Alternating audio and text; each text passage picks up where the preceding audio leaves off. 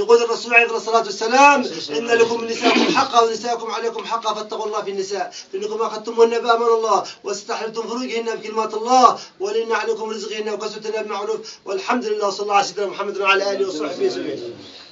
قل يا يحيى عبد الكريم سعيد زوجتك وإنكحتك الأخت صمود علي أحمد على ما أمر الله به رسوله وبالمهر المعلوم المتفق عليه.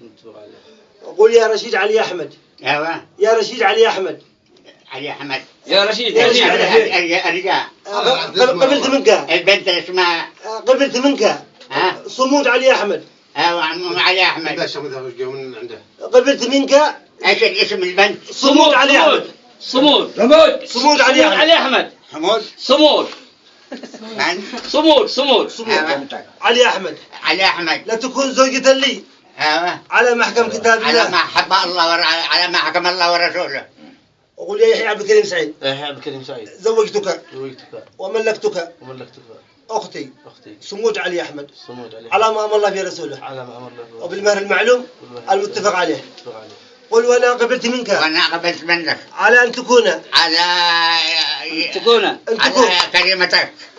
صمود علي أحمد. علي أحمد. صمود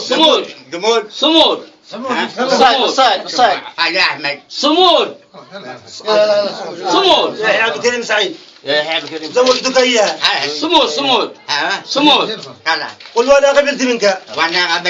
على أن تكون. على ما هو في صمود علي أحمد. أن تكون زوجة لي. قل يا يحيى قل قبلت منك. زوجها. قبلت منك. بارك الله لكم اللهم إلا في بارك الله لكم بارك الله عليكم وعلى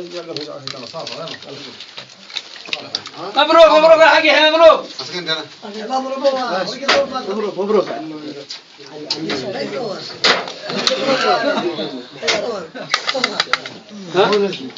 مبروك